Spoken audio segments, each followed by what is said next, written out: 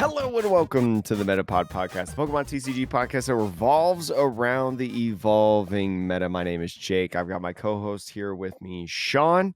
Sean, how are you doing this fine, lovely Monday evening? Yeah, I'm good. I'm fresh off of a second place finish at my locals. So, Yeah, we were actually talking about Sean's deck before today, and I think people are going to be really excited to hear hmm because we're going to be talking about some Phantasmal Flames decks today in here. And Sean's been rocking a deck that got upgraded in Phantasmal Flames. yeah, it's pretty dope. I'm very excited to talk about it. I will also mention a deck that I tried desperately to make work, and I don't think it does And work right now. And I don't want to spoil it, but I'll put that out there. It's not. We didn't discuss this beforehand, Jake. the low kicks? Yeah. Yeah, I was gonna say, weren't you like putting that deck together and trying it? And you're like, okay, I see the vision. It just sucks. I saw the vision, Jake, and let me tell you, the vision needed corrective lenses. Okay, the vision was Yeah, bad. it needs more cards. Keep it in your back pocket though. Every single set there will be something that'll get me going. It's back. It's back. It's on the map. It's on the map. Hey, I know a This lot of time it's people in real. our This time Discord are it's psyched real. about Rotom box. So Yes. Yeah, a lot of discussions in there. Our Discord server, if you want to join, link in the description below or in the show notes. It's completely free to enter. And Sean, did you get any of the Ascend Heroes ETBs that dropped on the no, Pokemon Center no, I did earlier not. today? I did not. I could not be bothered to wait in the line for however many hours. What about you? Did you get any? I I actually did get some it was posted in our Discord server. I think the last couple drops somebody has posted it in our Discord server of like, okay, guys, it's ready. So I was just around when it happened, had my phone out, did the thing, was able to get two. So Ascend Heroes, if you do not know, is a holiday set. The next holiday set that we are getting. We'll talk a little bit more about it in English because they did officially announce it as well, the special set name and some of the cards inside of it. I think Yep. maybe. The Uh, whole Mega but Dream EX set, I think, has been revealed. yes, yeah, So we yeah. talked about Mega Dream EX last week, but they officially gave it the label of the English name, Ascend Heroes. So, but anyways, speaking of that, do you just want to jump into the news? I guess. Yeah, we could just jump straight in. We got a few news things. We got some LAIC, and then we're gonna talk the new decks. Well, whatever new decks there may be, but Yes, uh, some of the new decks. I think kicking it off, there's a couple of new trainers that are getting trainers Pokemon cards as part of the Start Deck 100 Battle Collection. If you don't know, those are the 100 randomized full decks that you can buy in Japanese that have never made Mhm. their way to English, and I wish they would, but I am Or not in that charge of that. system of the Yeah, the system of the random starter decks yeah, has never made its way. A lot of the cards from the starter decks have made their way into English sets, but it's never in the form that it is in Japan. yeah. That's what we mean, by the way. But I mean, I guess we get pre-release kits, so like consolation prize, I Yeah, I guess. guess. Um, but yeah, like we already know N is getting a new Zekrom card, but Jake, what are the other trainers that are going to be getting their own Pokemon? There is going to be Larry from the Scarlet Violet games, the salary man, right? The normal type guy that you have to battle. He's going to be getting a koala, Larry's koala in the set. And then we also know that Erica's Tangela will also be a card, a kind of a throwback to Gym Heroes where I think it's Gym Heroes. It's either Gym Heroes or Gym Heroes 2. I'm not sure which one. I think it's Gym But Heroes either one.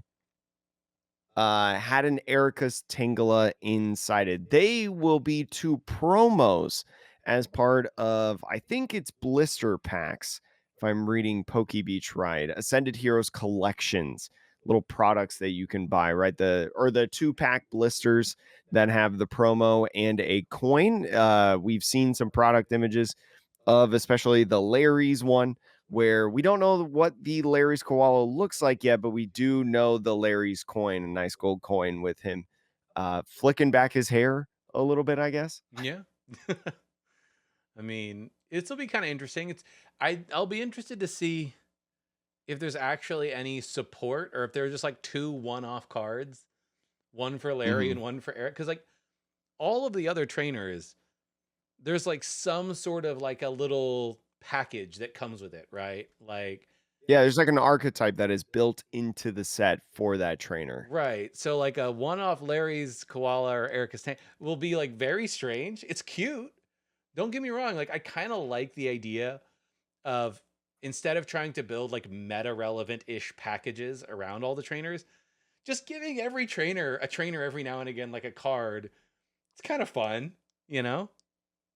Yeah, I mean, there's so many trainers in the Pokemon world, right? In the franchise itself, they have so many at their disposal, and especially because there's Erica, there's Larry with Legends ZA being the brand new game. Scarlet Violet's technically an quote unquote old game now. They have so much variety and potential that they can do inside of this. Yeah.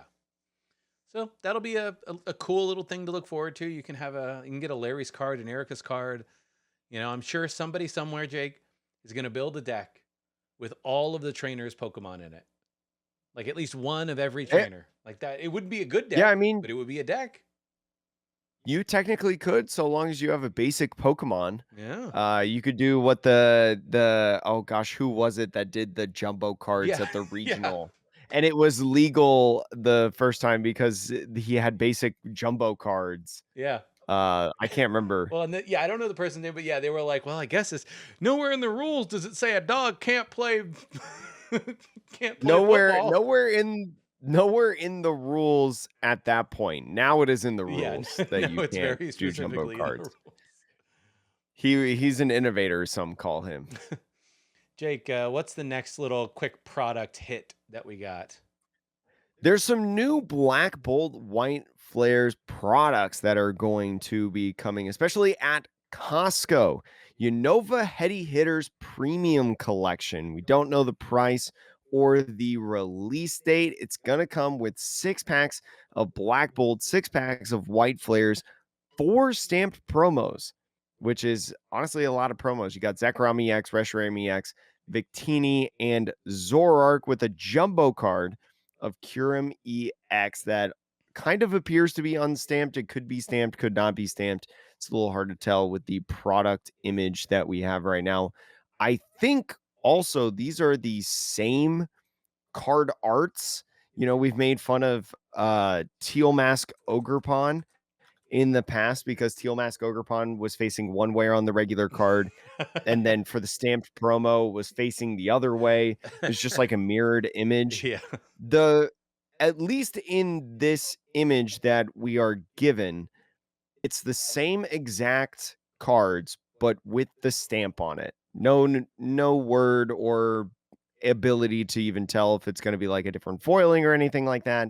Sometimes I feel like there are different hollow foilings for the stamped promos on the EXs, but I hope that either one, the hollow foiling is different, or two, they change up the arts to, have something a little more unique.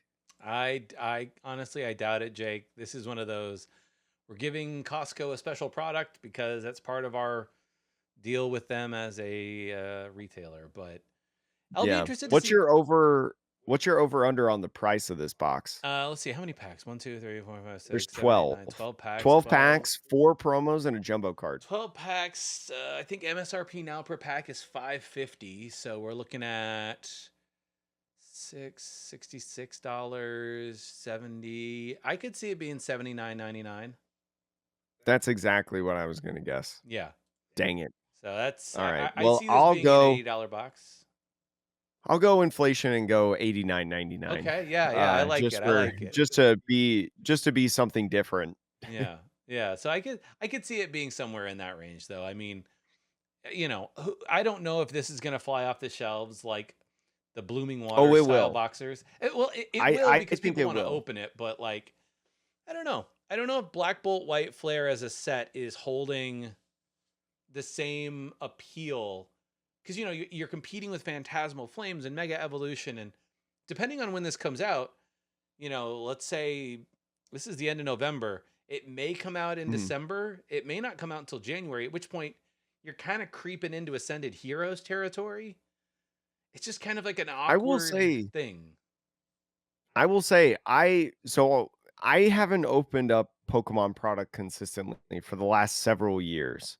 I just don't like, I don't buy booster boxes. I mean, I buy the ETBs, but I don't open them. That's it. I'm a scalper. But, like, I just don't open Pokemon product anymore because I've had enough booster boxes or ETBs where you just get nothing or you get bulk, right? Bulk EXs or whatever. It just doesn't feel good to me most of the times. But Black Bolt White Flare is the only set really in recent memory that I've actually enjoyed opening in Pokemon.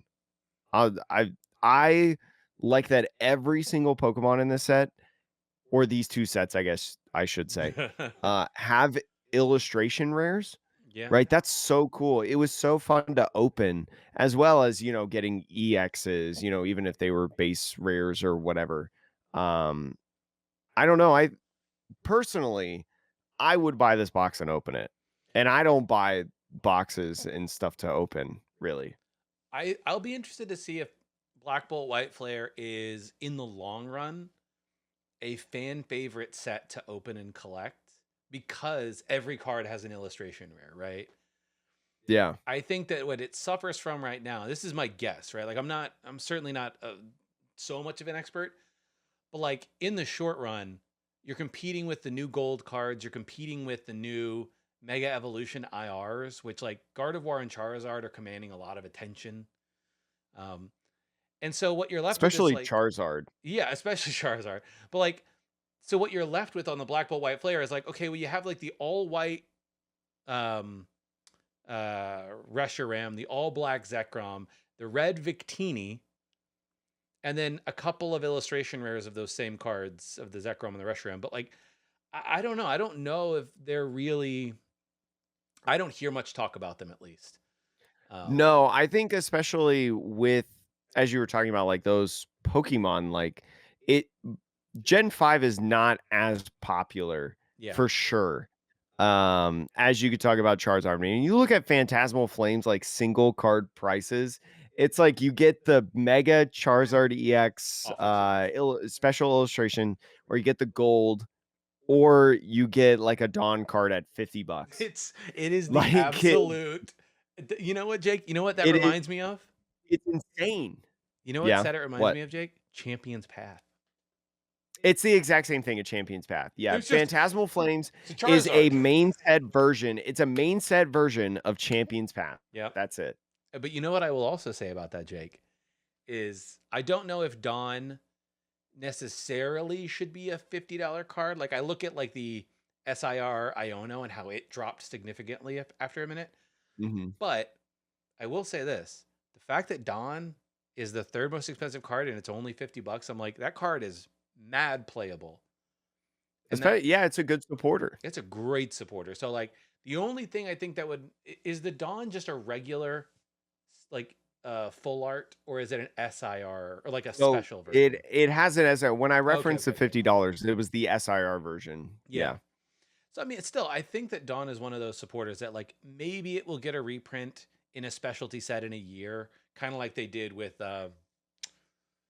some of the supporters in a Oh, February you're set a talking couple of about, years ago. in Japan, the Is there a like special Belelba Dawn? and Bryson Man getting a full art supporter and like Hapu and It's like like those? Is that there what you're have been talking about? some supporters that have gotten a third art in their history.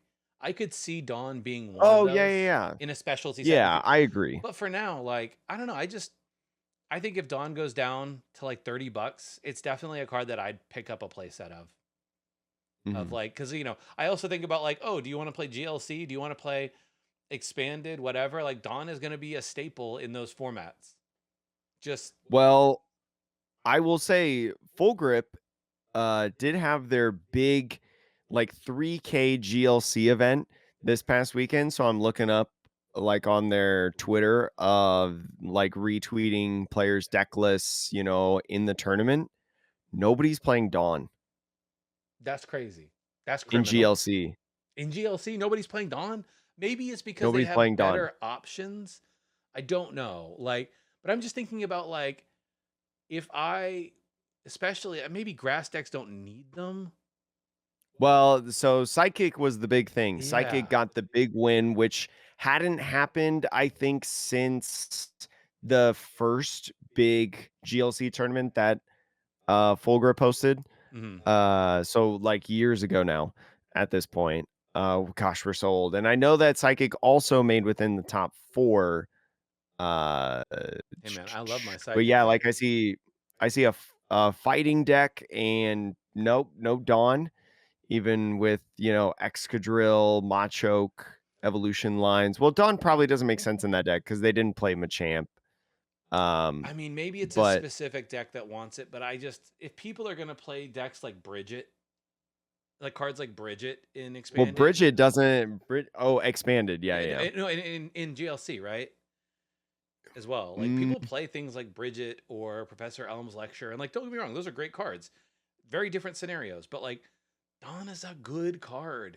Like maybe you would prefer a draw supporter after your first setup turn, but like depending on how your deck is built, I don't know. I think Dawn finds its way into some decks at some point.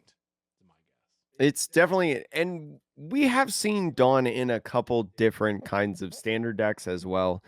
So not saying that it's unplayable, guess. No. or not that I'm saying it's unplayable or anything like that. But it's definitely crazy seeing the price disparity Yeah. of that of this set Yeah. specifically. It is so abysmal. It is so because even the SIR Mega Sharpedo 43.95, Mega Lopunny 36, the Rotom under $30. And like when you pull an SIR, that's supposed to be like the big hit of the box. But keep in mind, sure, the prices may seem fine and cool up until you remember that a sealed box of this set is $272, Yeah. Well, which is insane. when the top hit is the equivalent cost of two boxes, at a certain point, something's got to give. You know, like either the box price has got to come down, or that singles price has got to go up because it just economically it makes no sense to open this set. No. Like So I would not, if you like ripping and sure, you like having a good have time fun. and like you collect all the cards and stuff like that, yeah, rip all you want. I'm not going to tell you otherwise, but especially for this set, like no way am I buying a booster pack for $8 market value. That's criminal. Yeah, yeah. I just it's wild. This set So is Champion's Path, yeah, but megas. and don't get me wrong, I actually prefer the gold Charizard and the SIR Charizard to the Champion's Path one. I will give it that. I Yes. prefer the art that you can pull across the board. But Yes. yeah, it feels a lot No. like Champions Path. We've been down this road before, Jake. this Yeah. We so wait. It's people saying like, "Oh my gosh, is this just a Charizard set?" It's the meme of the it's this is an old meme I feel like now at this point. It's the two astronauts in space looking at Earth, and one of the astronauts is like, "Oh my gosh, does Pokemon just print Charizard sets?" And then there's the astronaut yeah, behind him has with the been the gun whole that's like, time. "Always has been." Yeah. Yeah. That's literally what's happening. Well, speaking of Charizard sets at home, Ascended Heroes. That's Dragonite. If you were wondering, Dragonite is Charizard at home. No, I actually really like Dragonite as a Pokemon. So before everybody comes in with pitchforks, um, we did mention it briefly, but we did get the official reveal that the special set in English that will be Mega Dream plus some of the Start 100 cards is going to be called Mhm. Ascended Heroes. It's going to feature Mega Dragonite, which was revealed at Worlds. Also, will feature all of those cool Japanese text, sort of like I don't know the name of the type of card, but they do have a new name, I mean, Impact it's like cards or comic something. book, Yeah, yeah, like impact cards. It's like, you see the POW text, right. And I will also say, Jake, it's not on this page. Can you send me a photo of the Ascended Heroes Elite Trainer box? Because the art on that is dope. Oh, images. Let's see. Ascended Heroes. I think PokeBeach had an article actually. Okay, yeah, because so that's Yeah, what because when. they said when yeah. They have a article that of when the pre-orders went up on the Pokemon Oh, there it Center. is. I opened it up now. Okay. Yes. Yeah, I actually love the design of this ETB. Love it. It's so colorful. Mega This feels Dragonite, 90s. huh? Oh, it feels very This 90s. feels Yeah. 90s. Yeah. Um, the art, the font, the color palette, like chef's kiss. I vibe. I'm sure some people will not like it, which like fair enough. But yeah, the one weird thing I'll say about this set, Jake, that I'm reading now, the ETB doesn't release until February 20th. Um, whereas The other Pokemon products, Center Oh, yeah, no, I'm sorry, I misheard you. Yeah, the regular ETB is February 20th. yeah. When's the Pokemon Center ETB? Is it the same time? I Probably. have no idea. I'm gonna click this link and oh, it went right to it. Okay, where is the release date? It just says early 2026. That's So it. There's no official release date on it yet.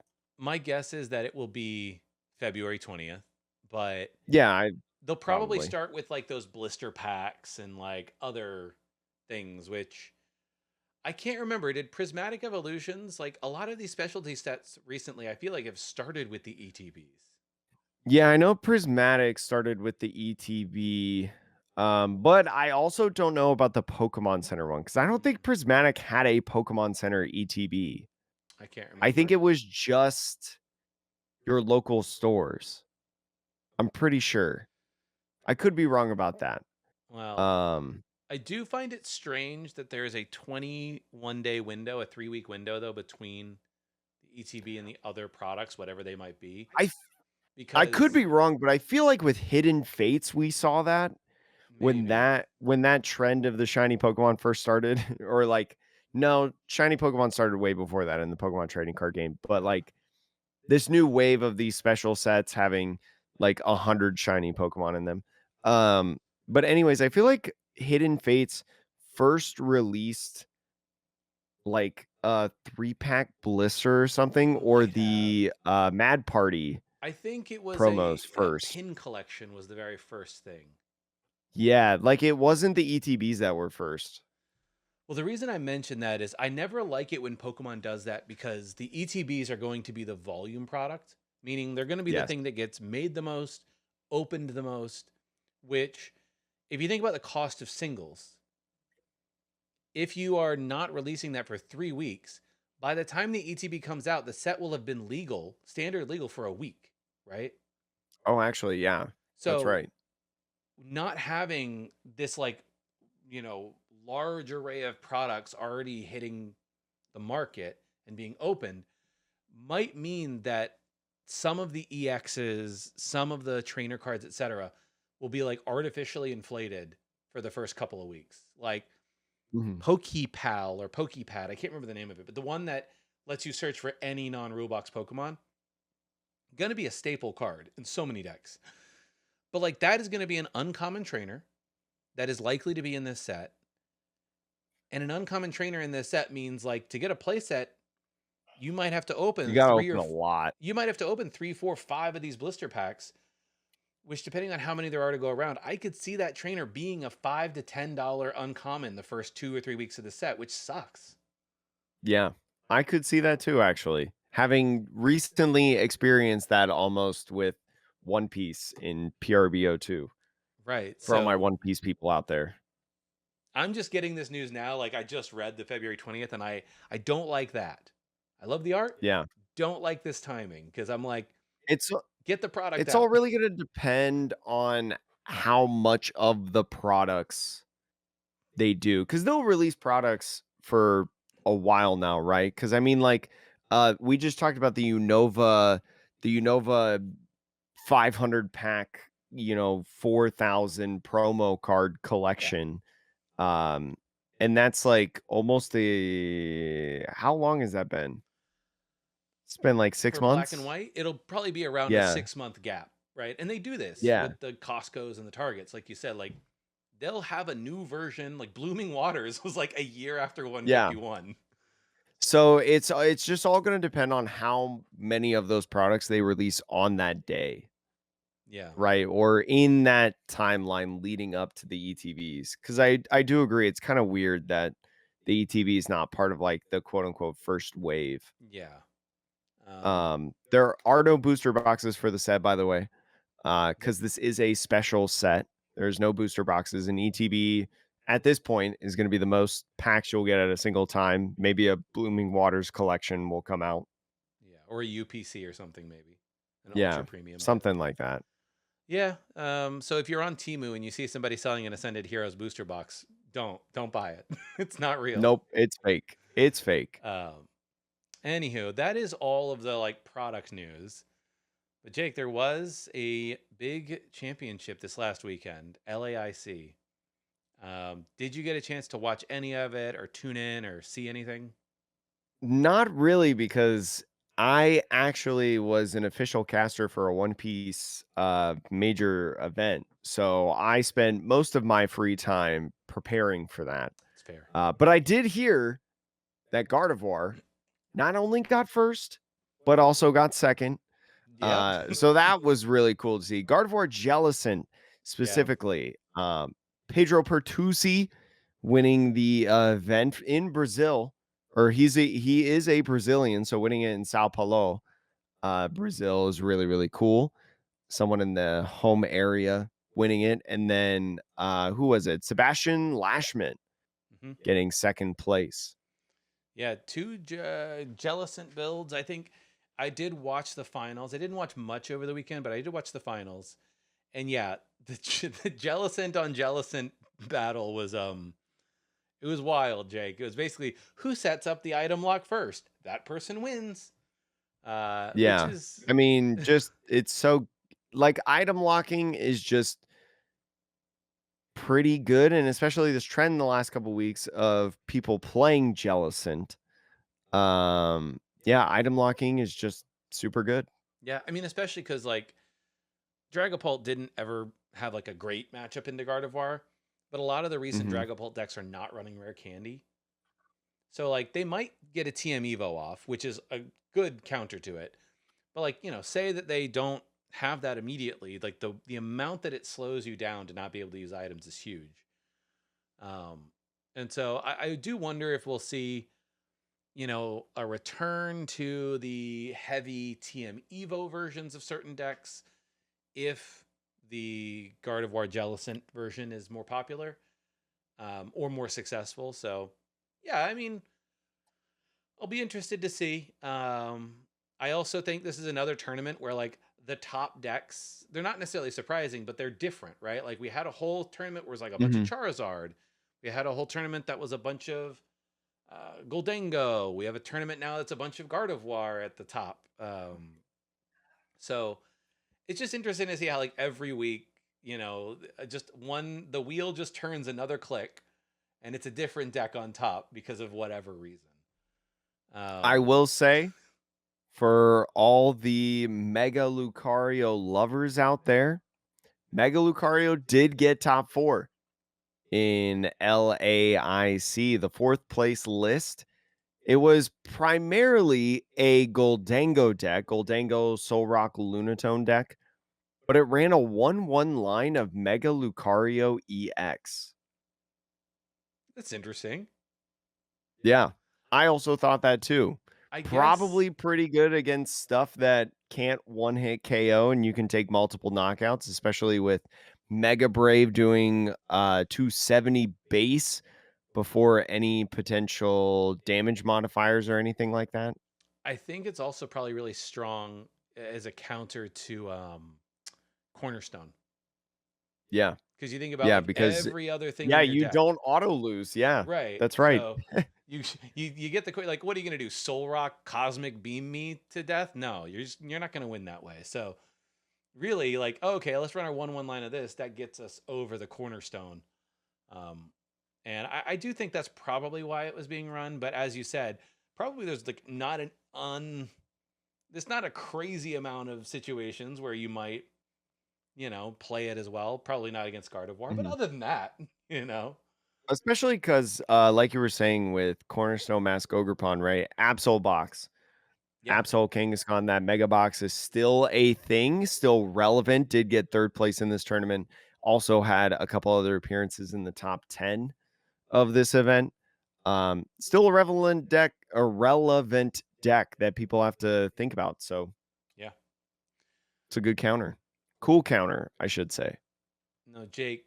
Before we move off of LAIC, because I will say overall the meta, not really anything particularly new. Like we said, And Gardevoir. also, it's the final Mega Yes, Evolution event before we get to, Phantasmal Flames, where things potentially could I change. was gonna say like we'll see in a second, but like the decks really. I think the meta, it is a nice meta in that there are a solid like 6, 7, 8 decks that I think you could theoretically bring, and depending on what you actually hit in your tournament run, you could do really well with, right? Like even going so far as things like Eevee box and Mhm.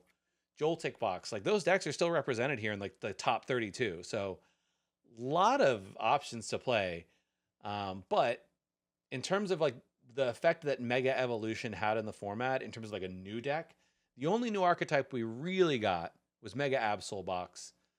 And then maybe you could argue like Cerulege got a little bit of love at certain points, but you Just know, the Lunatone, like Absol, and then the, like, Lunatone engines, yeah, right? And Goldango, Cerulege.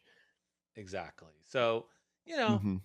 minimal impact, but like one solid new deck in the format. But Jake, before we move off, I wanted to briefly mention we'd be remiss. I think people would be like, why aren't you talking about Gabriel Fernandez and everything that happened there? I'll give everybody a very brief rundown of what went down. TLDR, Gabriel Fernandez was in their top four match.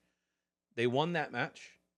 And then right before, like the morning of the finals, Pokemon made an announcement saying, "Hey, after reviewing, the one of the previous matches, Gabriel Fernandez. They didn't say this explicitly, but like the finalists have been adjusted, and what that really meant was Gabriel Fernandez had been uh, DQ'd after the fact, and uh, the reason given to Gabriel Fernandez, at least that we have from him, was a moment during the top four match where he uh, riffle shuffled his deck, and he did it with the deck face up, so facing him. Right? We're not going to play the video on the pod for the video listeners, but TLDR, he shuffled it face up. One of the cards sort of briefly jumped out for a second, but I think ultimately it was the fact that he was shuffling face up. That was the main reason why Pokemon took action. And I think it's also because in the past, I think Gabriel has had instances, whether it's this tournament or maybe others, of like looking at the deck while shuffling or shuffling face up or similar things. So they're taking the player history and the warnings in the past into account. I assume that's how they got to their answer. All, And yeah, honestly, we have no idea because here's the thing about the Pokemon Company and DQs, their rulings on stuff like this. They don't say. Your local judges also can't say, like in those things, even though I think there's like a database of why somebody gets a certain ruling or DQ or whatever. Like, all in all, it's private information as to why it is. And so Gabriel could be telling the truth. He could be not telling the truth. We have no idea of knowing, and we have no idea, you know, we either have to believe it or not believe it. And some people go on one side and some people go on the other side of that argument. I don't really have an opinion. Uh it's if fair. he cheated, he should have got DQ'd. If he didn't cheat, it's unfortunate, man. That stinks. But the Pokemon Company, and I believe we covered this on the podcast. The Pokemon Company over a year ago said that they were going to be much more transparent in the card game in tournament settings. And so it's really weird to me, and it's really going to be interesting this week because they still have time. I'll grant them the entire week, Yeah, right? fair. Um, I will grant them the entire week to make a statement about Gabriel Fernandez because I've worked in PR. You gotta prepare a PR statement because Gabriel Fernandez was going to be at that point. I don't know if he still is or isn't. I mean, he says he's retiring from Pokemon now, and I don't blame him because some of you people are jerks online. Um, which is a whole other conversation. But he was going to be the Tord Reckliffe, right? Of like the new age of Pokemon. Um, they had so much press around him, especially after he won Worlds with Lugia, like, and all these other events. Now that he's a master, like he was going to be the new face of Pokemon. And so it was really weird for the Pokemon Company on Sunday morning before finals started of LAIC to just out of nowhere be like the finalists have been adjusted. They didn't even say who like what the adjustment Who was. got They could have DQ'd? even like it had to wait until either one, somebody posted it online, or two, you get to the stream and all of a sudden you see two guys and neither one of them are Gabriel Fernandez and you figured it out. Yeah. Um so it was really weird that Pokemon just said the finalists have been adjusted and then has not said anything at all. It is Monday night. It has been well over 24 hours since they've made the ruling. We don't know exactly when they made the ruling, but they made the adjustment change the morning of, right? So it's been at this point 36 hours at least, give or take some. But there's no transparency. There's been no transparency with rulings. Like it's like Pokemon made a statement and then they forgot. Yeah. And they're like, no, it was just a public thing. There's a It's just it's so bad. there's a part of me that like I can understand Pokemon's position of like, okay, well, we don't want to just put people on blast for the ruling of head judges. Because I will say to some degree too, the head judges at these events, they both represent the interests of the Pokemon Company, but are also separate from the Pokemon Company at the same time, right? Because the head Mhm. judges, they're part of the judging program for Pokemon, but they are not the Pokemon Company, right? Ultimately. So I can see why they like kind of don't want to get too into the weeds. They also don't want like people, them coming out and saying this person clearly cheated. And then like, who knows, right? Intention is hard to define. But at the same time, the Pokemon, the Pokemon Company also wants all of the benefits that come along with elevating high caliber players, right? Like to your Mhm. point, like they've made videos with Gabriel Fernandez because of his success, and they use him in promo materials, and they use him to get people hyped. And it's like, if you build somebody up to be, a celebrity within this niche community, if you build them up like that, and then unceremoniously disqualify them, not just from round 5, but before the finals. Like, Yeah, before the biggest match of the entire event. right. Like, it's unfortunate. Like, nobody wants that. No, Gabriel doesn't want it. Pokemon Company, nobody wants that. But like, you can't have your cake and eat it too. You can't build up these people as like in the community of like, oh, people should look up to them, and these are the great players, and we want people to follow the storylines that are Gabriel Fernandez and his brother and this awesome run they've been on. If you're gonna do that, I want to know why I'm not seeing Gabriel Fernandez in the finals then. And if Yeah. there's a legitimate reason, and that reason doesn't always have to have intention, but if there's a legitimate reason, tell people, because otherwise people are gonna have a million reasons they make up in their own head. They're going to start talking about, well, when I played against this player 6 months ago, I think they cheated against me too. And like, maybe they did. I don't know. But we can't litigate 6 months ago, right? And here's the thing too, you don't even have to say like Gabriel Fernandez cheated because he was turning his cards upside down as he was shuffling and he was looking at them and stacking his deck, blah blah blah. You can even just say he was disqualified for cheating in the top 4 match. I mean, I think a Whether reasonable. it was breaking a rule in a top 4 match or something like that. Like you can still keep it vague, but, like, you need to give something. If you want to be more clear and communicative to your community, you have to give something. Because holy moly, the amount of posts 'cause, Twitter's a terrible place. Like, I I envied you on Sunday, Sean, Yeah, because you I don't don't mess have with it. Twitter anymore. No. I'm stuck, but it was so horrible, like, to just see some people's takes, and I even think there were some people that made videos on it, which was so embarrassing, by the way. I mean, And we're I'm not talking even gonna about it, say so I'm not even saying, like we're not saying he I did mean, or didn't cheat specifically, right? I don't care. No, Like, but what I'm not gonna do is I'm not gonna witch hunt a no, 15-year-old boy who potentially made a mistake. no. I mean, think about when you were 15, Sean. Were I'm, you an idiot at 15? Because I was. aren't we all? Um, Yeah. uh, So here's my. I think that if he broke a rule, I think it is perfectly fine for Pokemon to come out and say Gabriel Fernandez was disqualified because, as per the rules, you are not allowed to look at your deck while shuffling. And as you saw on stream, he looked at his deck while shuffling. Even if he shuffled after the fact and sufficiently randomized, it is still in our rule book.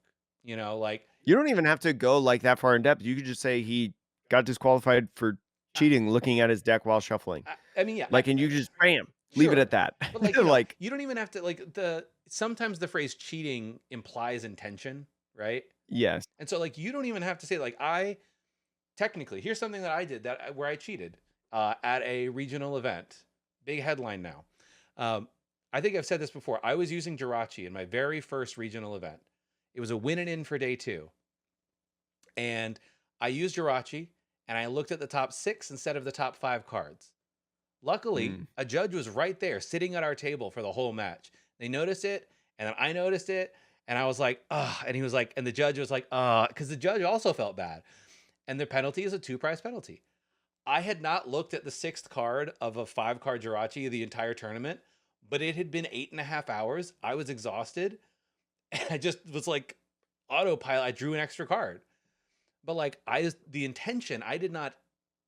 For me, if somebody said, "Oh, you're a cheater," I would have been like, I had no intention to do anything. I made a mistake, but I did break a rule, which like valid. So like I don't And know there's consequences. if you want to remove. But here's my other thing: if you really do think he was cheating and you're the Pokemon company, well, you should come out and say like, "Hey, we this person has been banned," and the ban list is also Or hidden, which I think is wild. yeah, I also think the ban list being hidden is wild. Because I'm like, Um, technically, a TO can like they'll know if they like go to register their Pokemon for an event, an official sanctioned event. But like, I don't know. I'm not saying we should put people on blast all the time, but like,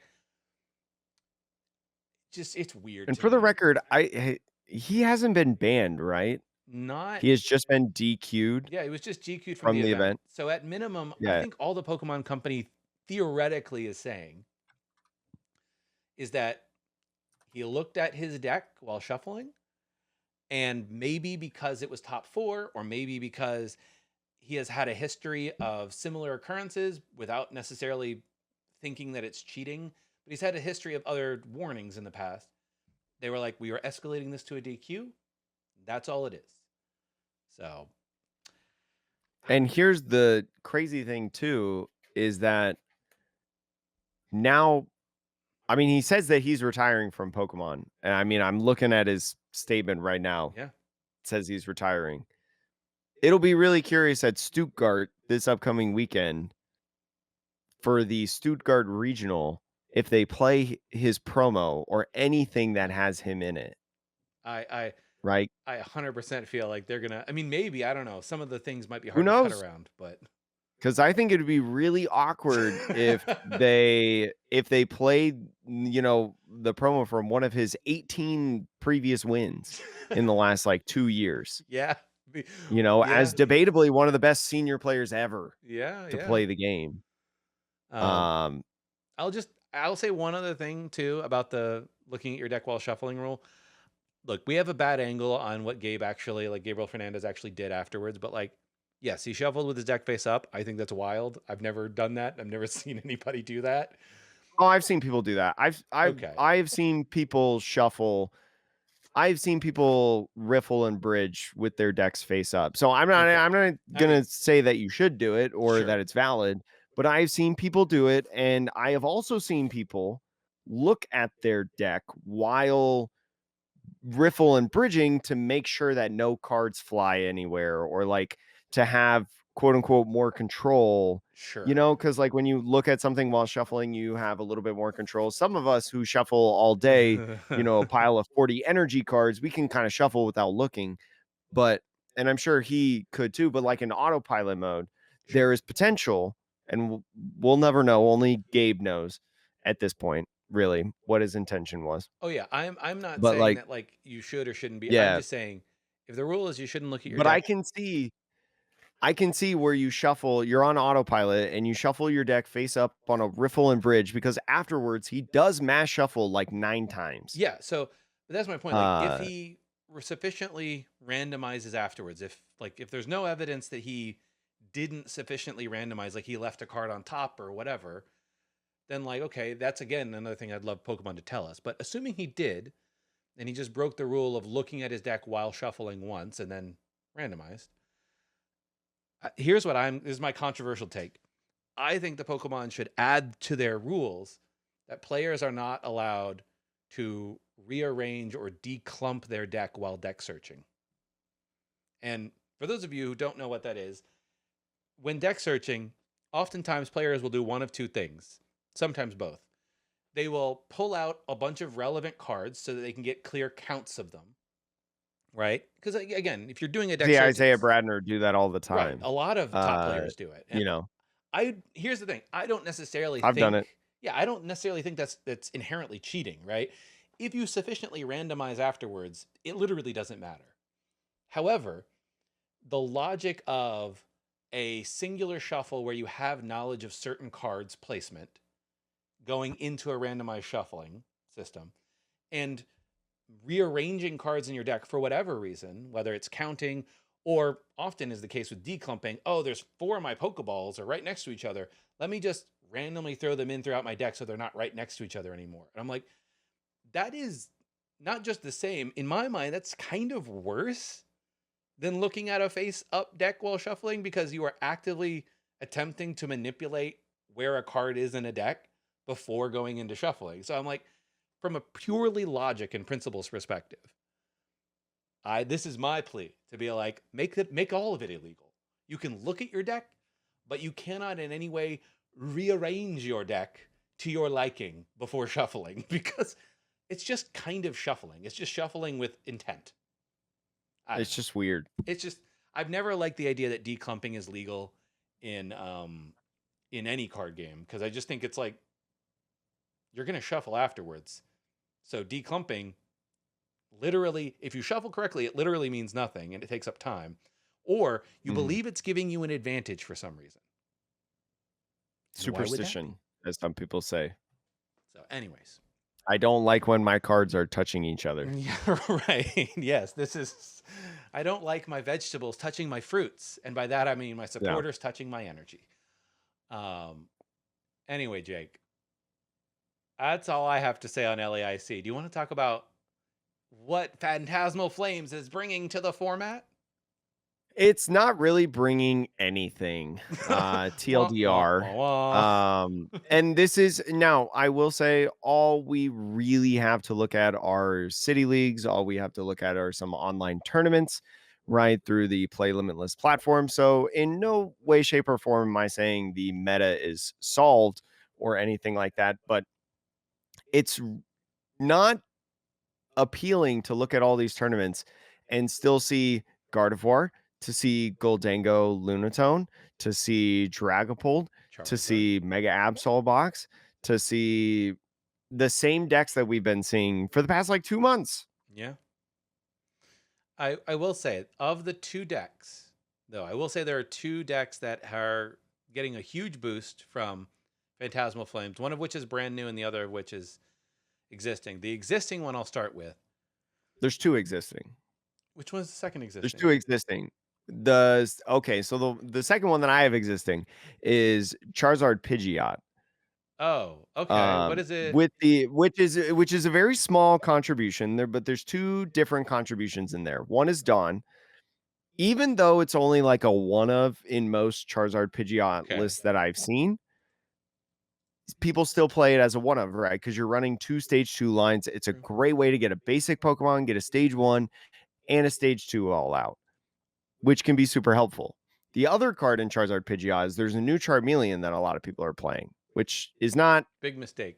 Huge. all that in it's not all that important, I I wouldn't run it. guess, but, The I other don't know. Charmeleon Some people play has it, a bench barrier, like an effect that makes it so it can't be messed with on the bench. That is better. I don't care but what people say.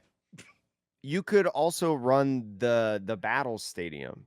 I've seen people run that in Charizard, which is a third card that you can, but I feel like I see that one the least amount. Yeah. And I think you could play the new Charmeleon if you have that stage, right? Because that's like a protection effect, basically. Maybe. Yeah. Um, so you don't need the ability, but It's true. I do agree with your point that like I personally like the old Charmeleon, Yeah. but there are different options that people are actively playing with. But It's true. there are 2 decks that are more cooler or more cool that Sean is alluding to that are much more exciting, I think, for people. So what are they, Sean? Well, this one is one that I've been playing with. It is Alakazam. I love this deck. Since Mega Evolution came out, I have had this deck built, and it got a lot of new toys. It got Dawn, which, for those of you who don't know or remember, this new supporter, you search your deck for a basic, a stage 1, and a stage 2 Pokemon. And like Jake said, if you're running multiple stage 2s, especially, it can be really strong. It's a lot of consistency. But in something like Alakazam, you can get a basic in Pheasantipity. Well, Pheasantipity Mhm. on the right turn draws you 3. You can get a stage I 1. mean, you can get Pheasantipity, you can get Psyduck, you Yeah. can get, all different kinds of things. Yeah. I'm trying to say like the maximum amount of draw that you could get in this deck specifically off of a Dawn, which is, say you Yeah. Dawn for your basic, it's Fez, you draw 3. So that's a play a supporter, draw 3. It's fine. But your stage 1 No, that's now, bad. yeah, it's That's not bad. great. But like That's bad. But your stage 1 is a Dunsparce, which draws 3. So now you've played a supporter and drawn 6, which is really good. But wait, there's more. Your stage 2 can be the Alakazam that you need to attack, and that also draws 3 on evolution. So now all of a sudden, you've played Dawn, increased the consistency of your deck, and drawn 9 cards in a And deck guess that what? wants. You didn't have to discard any cards. You didn't have to shuffle your hand back into your deck, right? Yep. Dawn is excellent in this deck. Having played it myself, um, I think this deck also got a couple of other really big cards. Wondrous Patch, which attaches a basic psychic from the discard to one of your benched psychic Pokemon. And you might think to yourself, well, Alakazam is only a 1 energy attacker. Why does it matter?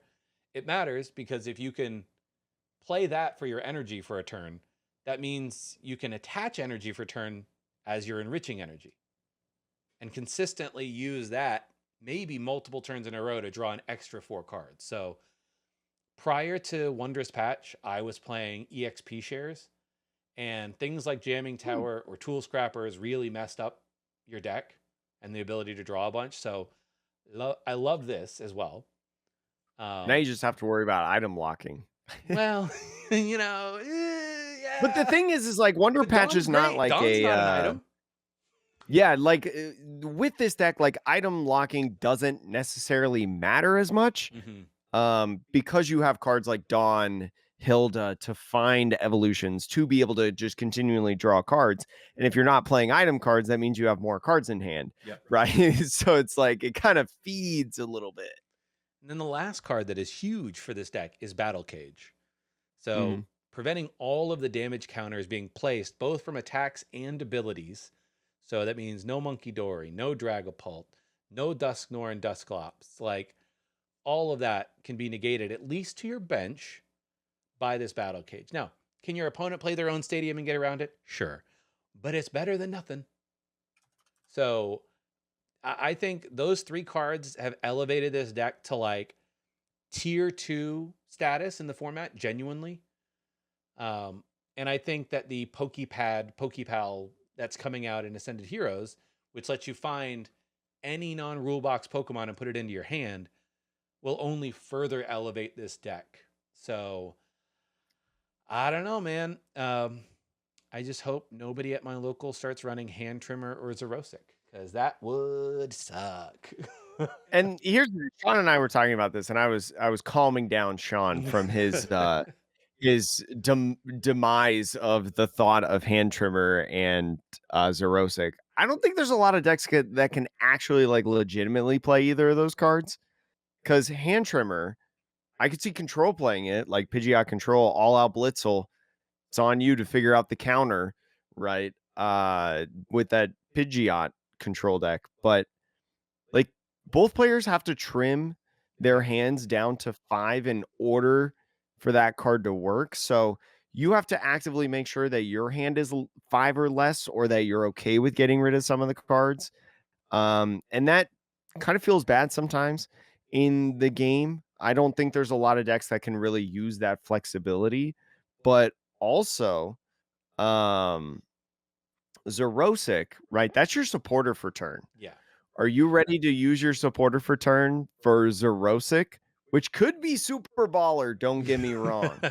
Hitting a big old Zerosic is really nice. But I don't know if it would I don't know. I don't think you have to worry about it too much until like control really starts emerging as a top contender again. Yeah. So net, I will say, like, play around with Alakazam. It's a really fun deck. The amount of It's probably cards, also really cheap yeah. because you're not playing even Psyduck, right? I Because mean, you have Battle Stadium? uh, Or you're not running Battle Stadium right now because you don't own it, well, but, me like personally, I don't own any enough copies of them. So yeah, I'm playing a very suboptimal deck, and I got second tonight. So let's just yeah. say, like, the deck is good. I think that it'll teach a lot of players. I think this is another one of those decks where sequencing becomes, and like decisions like become like actually really important. So it's a good sequencing deck as well. I would I haven't played enough Hildas to know if that's really the bee's knees. Um I don't know if I love Tulip at all in the deck, to be honest. I just, play Night Stretchers and a Super Rod. That's my opinion. Mhm. Um, Colress Tenacity, maybe, since you're playing Battle Kit. But I mean, you draw so many cards that if you play 4 of these stadiums, I know that it can find you your enriching energy. I get it. But like, I don't know. I would mess around with those. And I would, for people at home, I would consider taking out one battle cage for a single copy of Academy at Night and 1 or 2 copies of Lily's Determination. Yeah, I Because was gonna say the only thing that scares me in this deck is when you draw too much and your opponent is like, "Okay, I'll let you take knockouts left and right, but I'm gonna make you deck out." Because on Dunsparce with Runaway Draw, you cannot shuffle the Pokemon back into your deck unless you draw cards from the ability. true. So there gets to a point when you're at 0 and, like, if you don't have a Lily or anything to, like, shuffle cards back in your deck, you're screwed. Yeah. Like I mean, I will say, like, there's a part of me that, like, I really like the lilies. There's even a part of me that thought about playing Iono. I know that's crazy, but not being able to disrupt my opponent's hand during some games felt horrific. Mhm. But I will say, like, lilies especially, if you play Academy at Night with lilies, say you're going to go down to 2 prizes or 1 prize, being able to set, if you have extra cards in your hand that you don't need for the attack cost, like the amount of damage you need to do, being able to Academy at Night a Lily or a Dunsparce or an Enriching Energy or whatever to the top of your deck and say, hey, I know I'm probably going to get Ionoed, and the game is not over after that. Because if you get Ionoed to 1 and you can't draw any more cards after that, you genuinely are cooked with this deck. So Mhm. that's the only thing I would also recommend to players looking to play Alakazam is experiment. Play around with ways to get out of Iono. And we're not gonna sit here and say that it's gonna be the best deck in Oh format. no. But if There's you still want a deck that upgrade. gets upgraded for sure and is a lot of fun to play, and honestly, probably a relatively cheap deck, I would say. Okay. Uh, don't mind if I do. I might go jump on this.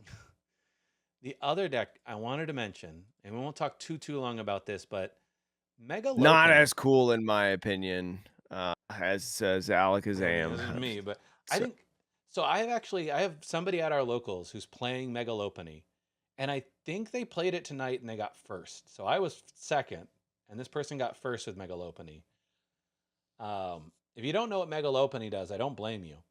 Its first attack, it's a mega, so it gives up three prizes. But its first attack, Gale Thrust, if it's moved from your bench to the active, you do 170 more damage, which for one energy is a lot. And then welcome back, Galysopod GX. yeah, see, and then the second attack is a shred attack for 160, which is I think is that the most we've ever seen on a shred like attack? I think so. I think so. Yeah. Because usually Shred has been a one energy attack. There might be in terms of two energies for the attack. I'm pretty sure there's been like a three energy attack that has hit 200. Okay, yeah. But I can't remember exactly. But like so you have a shred attack on this, which like you don't need it for Cornerstone, but maybe if your opponent is playing Crustle or in the future if there are similar effects. Um but the nice thing about this is A, you get the draw of Mega Kangaskhan, and B, you're also playing it with things like Dusk Noir. There's a heavy Dusk Noir line in this deck. And you get to play 4 Jet Energies, Jake, which Mhm. between that and Switch and Latias, the ability to get out of things like Clutch, which we've seen in the Mega Kangaskhan deck, these like decks that try to trap something in the active, this deck is completely immune to that, which I think is amazing. So I will say, super fun, unexpected deck in the format. Um, I don't know, if it sees more and more play. I don't know if its damage output is really enough if people consistently play things like Psyduck, because without the Dusk Snore, I don't know. 230 is good, Yeah. but eventually you do start running out of those switch resources. But yeah, Yeah, like the dust knower is just so important to hit those specific numbers that you need to do to be able to take those knockouts. Um, I also think this deck is crazy because I can't remember the last deck that had 4 switch in it. What yeah. can you recall the last deck that had 4 Uh, switch in it? the closest I can think of is the Lost Box deck with 4 switch cart. Oh, you know what? Actually, yeah, Lost Box probably did run 4 switch. Anything that had an Um, ability you could use multiple per turn, like a Comfy, those decks, yeah, like the old Firebox decks with Jirachi, those will always have I a should have bunch of known that. switches. I played Lost Box Gujo for a little bit. Yeah, I mean, I think people tried to forget it because it traumatized a lot of people as a single I don't know, prize deck. I know a lot of people that have been saying lately that they miss, like, the Lost Zone mechanic and, like, Comfey, Flower Selecting, Culver's Experiment, I think they're gonna or have to not wait, Culver's man. Experiment. Maybe what yeah. They're gonna have to wait because like the Pokemon Company took their sweet time. They took like 4 or 5 years to bring the mechanic back in force. So I think we gotta wait till like 2030 for our next Yeah. crack at it. Well, we'll let you guys know, though, when it comes back. But, yeah, Mega Lopunny probably, at least from what I've seen, like, new decks in the format, this is the new deck in the format, and it's not gonna be tier 1, it's not gonna be, like, crazy good, but it is fun, and especially, at locals, and maybe we'll see a top or regional, here in the coming weeks and stuff like that, but it is a new, cool, fun deck in the format. Yeah, definitely something like, hey, if you've got money to spend, the SIRs for the low punny, as we said earlier, dirt cheap. Yeah, they're cheap. And if you opened up some of this set, you bought a $270 booster box, you probably pulled some of these Yeah. mega low punnies. So hope you got them. Also, Mega Kingscon being in this deck is kind of cool, Well, yeah, right? because You get think the about it. energy on this guy and hit like 500. Well, you could, but I don't even think you're supposed to hit with it. I think the idea is that you you take the mega low You just punny. draw. Yeah, you switch it into the active, draw 2, and then retreat it into your Megalopen and Mhm. you do 230 again, or play a Gen Energy or whatever. So it's is it It's a cool deck. It's got some good draw. You get to run Cypher Maniac, which is great. Yeah, So Cypher Maniac, cool card. I yeah. like that card. Um, but yeah, that I think that's it though for Phantasmal Flames. Like I haven't seen a good Mega Charizard deck. I don't know if we will. Um, I still Nope. want to build it because I I think. even was looking through like Charizard Pidgeot decks, being Mhm, like, okay, is anybody playing a one of Mega Charizard, just like a tech card, yeah. not a zilch. Well, that's opportunity for people out there. Just think of it that way. Yeah. Clickbait title. Okay. Well, that's it for me, Jake. How about you? That's going to be it for me. Thank you so much for watching the Metapod podcast, Pokemon TCG podcast that revolves around the evolving meta. If you missed the Ascended Heroes Pokemon Center ETB drop, join our Discord because people usually post the link. So maybe you'll get the next drop or whatever. Anyways, thanks for listening. We'll see you next week.